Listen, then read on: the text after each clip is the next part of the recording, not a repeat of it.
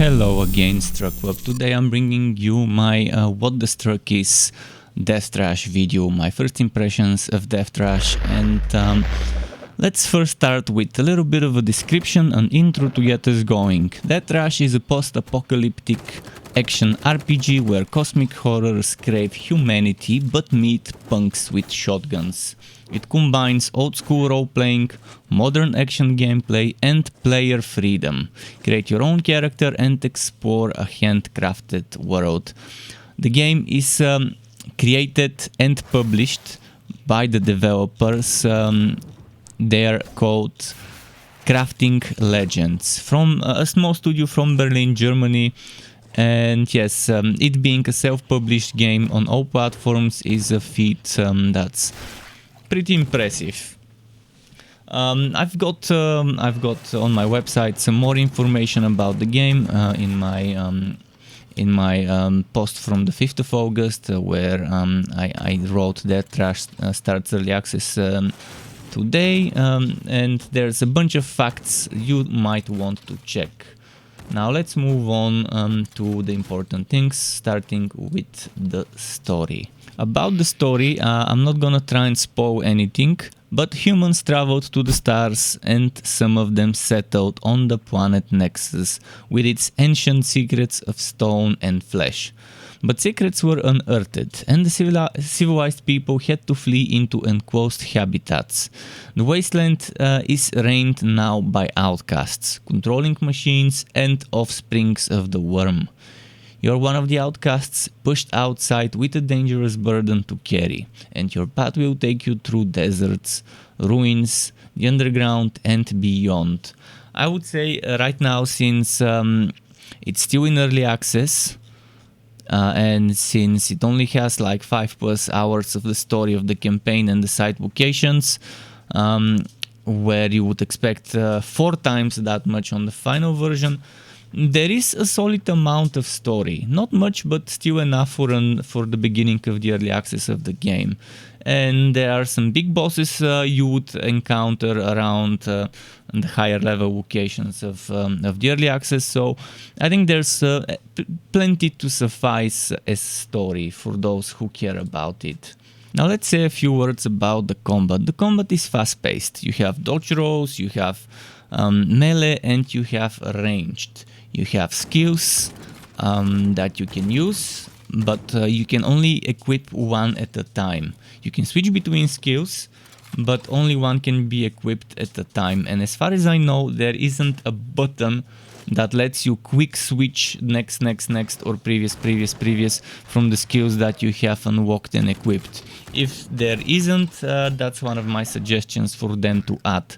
So let's say when I press F right now, I summon a Legion of Flesh. But let's say I use my mouse scroll, and that changes up and down mouse scroll to change between other skills that I've equipped, such as, for example, lightning, or just summoning a single minion of flesh instead of a whole legion, and things like that. Whatever you equip, freeze, etc. All of those things that you could equip, you should be able to scroll up and down with the mouse cursor or with something else on a controller, so that you can use more than one skill. Sure, right now you can have one as your F skill, but it's weird to have multiple abilities equipped but only being able to use one of those unless you press the menu to change the abilities, which could get you killed in the middle of combat. So yeah, once you start a combat, you've committed to this one skill unless you find a hiding spot where no one is attacking you. So that's one of my suggestions. Other than that, the combat is pretty fast-paced. You have to dodge very well some of the attacks. You have to keep your distance from some of the enemies. Some of the enemies have very interesting charges, and if you learn the pattern, it's nice. Especially the boss fights, it's all about pattern there. Range does seem to have a little bit of an advantage over melee. But you don't have much bullets at the beginning until you get things going, until you learn to craft bullets and earn enough materials. Now let's talk a little bit about the world that's available right now during early access. So you would see Kraken Tempo is where you would first exit and reach this map. Eventually you would move to Festering Gorge, Tauris, etc. So there's gonna be a little bit of spoiling in terms of zones and stuff in the next few seconds. So if you want to not get spoiled, skip to the next segment. I would say the map is pretty big and there's a random encounter, so if I walk past this one here, it would attack me. It could be a fight, it could be an encounter with a bunch of NPCs. But yeah, there's a bunch of side zones that you don't need to visit. Others are part of your main quest, such as Bunker 17. This wall, I think, will lead us into further content that will get added, which is the Perished one and Steel Waste, which right now don't seem to be accessible in the current state of the game in early access. This is another main quest zone, and another main quest zone, and another main quest zone. But overall, you can see the world is not that small, and you can just travel freely. With the one exception where if you travel, you have to be careful for random encounters. You can speed travel with F. See, that encounter was chasing me, and now I can go to Tauris, and boom, now we are into Tauris. You're gonna see Tauris has its own map with different waypoints that let you teleport to certain parts of the town for quick, for ease, let's say, for ease of travel. And there's all sorts of bunch of NPCs, but the world is nice. It's nice post-apocalyptic world, big enough, and that whole traveling through the map with random encounters gives it a little bit of extra spice on top. Now let's talk about our character and what happens when you level up and what happens when we create the character. When you create the character, you would have a few points to spend on stats and skills. And then as you level up, you would be earning 1 stat point per level and 2 skill points per level. And you can invest them, you can invest the stat points into hardiness, which is for health and resistance, strength, which allows the use of better melee weapons, and better crit chance with melee weapons, finesse, which is the same but for ranged weapons, occultism, which increases focus energy for all abilities, and allows the abilities that communicate with the flesh, such as the Legion of Flesh and Minion of Flesh, and the poison ability. Then there's cyber tech, allows the use of most forms of implants and tech abilities, and empathy influences some interactions with other characters. In some cases you need 2 or 4 empathy or more or less, depending, to start certain additional side quests. I've encountered a quest with 2 and a quest with 4 empathy required. I haven't finished the one with 4, but I did finish the one with 2 as a side quest. Now there's also resistances that you get from your equipment: blunt, sharp projectiles, fire energy, biological and mental. In terms of skills, there's social, combat and trickery. Social pretty much is animalism, which is a good understanding of animals, which could let you capture flesh golems or flesh minions, which you can then deconstruct for meat once you unlock crafting. Bartering, interacting with merchants gives you better prices. It's pretty useful, to be honest, especially as you start saving up money to buy more expensive stuff. That expensive stuff could get up to like a third or even more of its price lowered if you level up bartering severely. Now in combat there's melee blunt, which increases the damage with blunt weapons. Then there's something that increases the damage with sharp weapons. Then something that increases the damage with small guns like pistols and SMGs, and something that increases the damage with rifles. And it doesn't have to be just the regular rifles, it could be automatic rifles that you later unlock. High tech, proficiency with advanced weapons, increased damage. You also need high tech to hack into certain things and machines. Now there is also stealth under trickery, influences how fast other characters discover you, increases backstabbing damage. Right now it is 4.0 times, and that's at 0 points invested.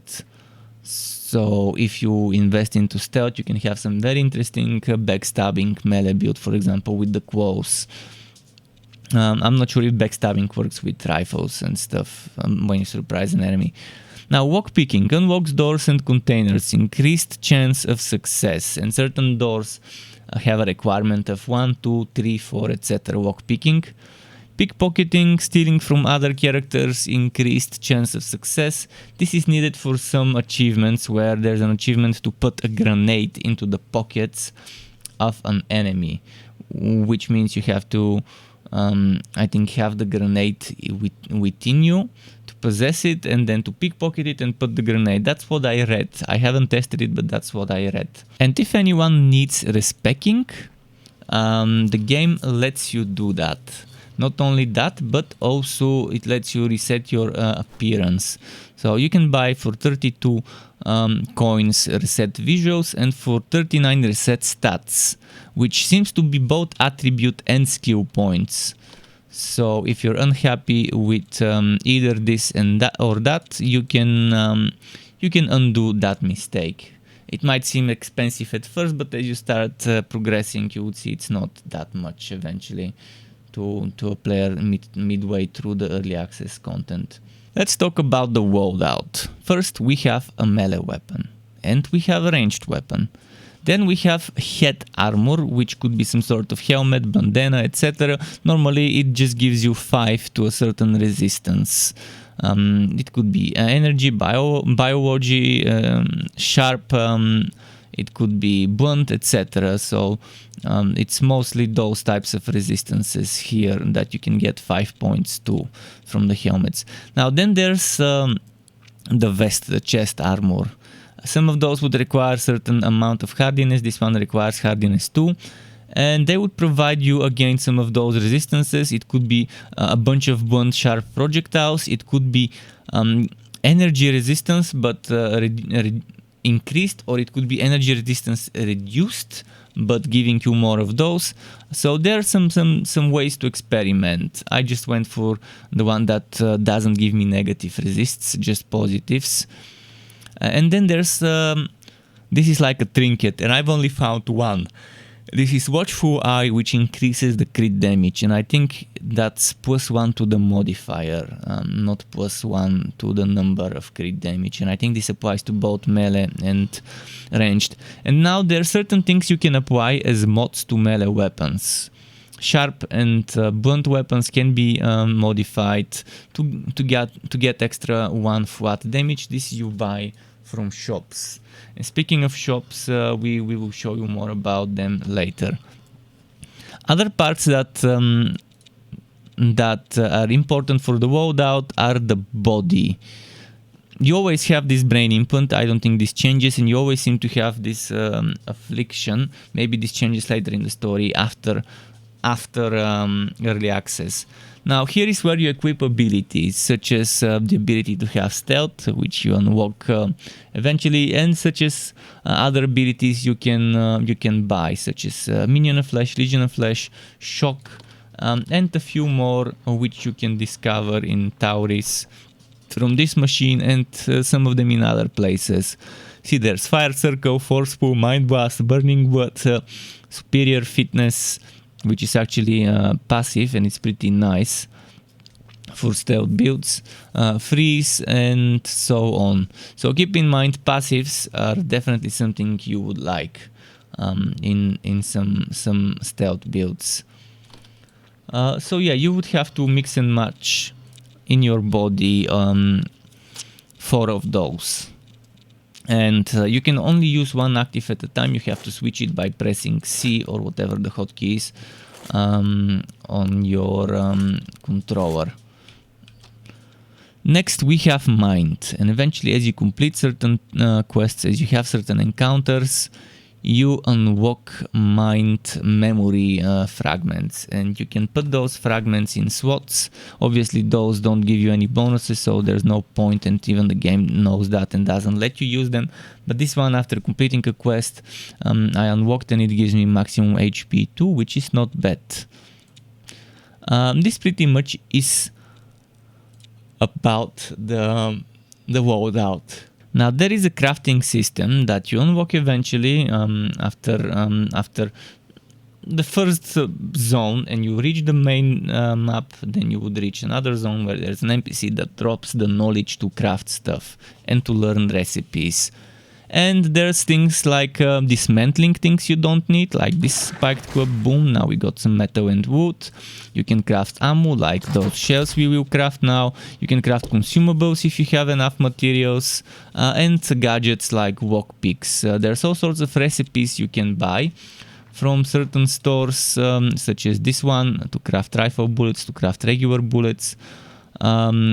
So make sure you check all sorts of NPCs for that. Now let's talk about the stores. There's all sorts of stores. I showed you this is the Respec NPC in Tauris. In some of the outposts where you meet humans, there are stores. For example, this store sells meat. It's a merchant that sells meat and organs. It also sells brains, which is a crafting material. So if you ever need to craft potions, like those nano health things that restore 70 HP instantly and 1 focus energy. More about focus energy. But let's talk about focus energy now. See, in certain outposts you would see this machine, and it refills your focus energy. And focus energy is needed. Every time you cast something, it consumes focus energy. So it could be a minion, a Legion of Flesh, it could be this thing. So yeah, there are things to consider. This guy is the Respec NPC. In Tauris, this machine is where you buy grips for blunt weapons to give them 1 extra damage, or Blade Master for sharp weapons to give an extra damage. And there is this combat vest if you need it. I skipped buying this and straight up upgraded to hardened vest. This one, I don't know if you can apply it multiple times. Let's see. Yep, you cannot apply it. This one is already upgraded, so you can only apply it once. Then there's this NPC structure here that sells block, which is an active ability. It sells implants. As I mentioned, some of those are passive like this one, others are active. And there's also an undo button. Then this machine, you need some high tech. I'm using it as a storage, to be honest. That's what my use is for this machine. There are other NPCs in other outposts, without spoiling where which one is located. But that's pretty much it. Make sure to check the dialogue options. Don't straight up kill any NPC unless you're doing that type of playthrough. About the inventory, about the storage space. I think this is where the game kind of is suffering from insufficient storage space. I think there is plenty of room to increase it, but they're probably keeping this size of the inventory for console reasons. But I wouldn't mind if they add different back slots, like at least 2-3 different back slots, so we can carry more. Also, a big shared storage would be nice, because right now my only way of storing things is getting some containers like this one, and since this only has 4 slots, storing the things in those 4 slots, and then I have to look for other containers in different buildings, in different outposts, and I have to keep track of where is what. So maybe in Tauris giving us one massive machine, one massive storage, probably somewhere here or probably somewhere here in the center, where we can store stuff we don't need, like rocket launchers, flamethrowers, if you find them and you feel like I don't need them now, but maybe I would need those later. This will be nice. I think the player storage, our bags, could use an increase, or maybe we shouldn't carry bullets and shells and stuff in those slots. Maybe those should have separate numbers somewhere where we store those, so they don't take up that room. Maybe increasing the maximum per stack of a certain thing. But yeah, I've been struggling with storage throughout my whole playthrough, and it doesn't feel as great. I think that's one of the few cons I can think about that game. Also, material storage a little bit more, but I would still like to see maybe bigger stacks. Instead of 20, maybe 30, maybe even 40 of those ones, and instead of 5, maybe 10 of those ones. So I think doubling the stack size would be great for this. I think that would do wonders. And that pretty much is it. You don't have much space, but you still have enough to keep you collecting stuff. I like how quest items are separated, and I only wish ammo was separated as well. Now I'd like to mention a few words about my personal vision about what's pros and what is cons of that game, of Death Trash. I would start with the pros. I think the world is beautiful. I personally like pixel art. Not everyone likes pixel art. For some this is a con, for me it's a pro. It's a post-apocalyptic setting, so that's another thing that for some could be a con, but for me is a pro. The combat is fast-paced. There's also solid visual and sound effects. There is a bit of build diversity, not much, but enough to make you want to maybe have a second playthrough to experiment with a completely opposite setup and build. But in any case, you would still be using melee and ranged. It's just a matter of whether you focus more on ranged damage and crits or melee damage and crits. Probably as the game goes, they will keep adding new implants and abilities and stuff like that, and that might add some more build diversity alongside new different items. I would like to see unique items that have special abilities that trigger procs and stuff like that, like an extra rarity of items, or the ability to apply components to items such as guns as well, not just to swords and axes and stuff and buns. So there is some diversity to be desired, but at least it's not completely void of diversity. You can still have two completely different setups. Now you can craft ammo and heals, which I like. There's also Respecs, and they are not too expensive. Maybe only to a freshly started character it might feel expensive, but eventually you're gonna see you can earn the money needed for those pretty quickly. There is Woko/Couch co-op, which is pretty nice, and this brings us to the cons. And my biggest con is that there isn't enough storage room in our bags, or there isn't also a big storage chest/trunk that can hold our spare gear and or materials, and it would be nice to add one such structure in Tauris. Some zones are locked behind quests that can be broken if you kill the quest NPCs. For example, I'm gonna try and not spoil here, but to give an example, there is a certain group of people that can give you a certain quest that unlocks, that will help you unlock a certain door after collecting certain sigils, after defeating some bosses. But I just straight up butchered that whole group of people, and yes, I did get the sigils from the boss, and I did kill the bosses and everything, but I never received the quest in the first place, so that means I never would be able to gain access to those doors and the places behind them.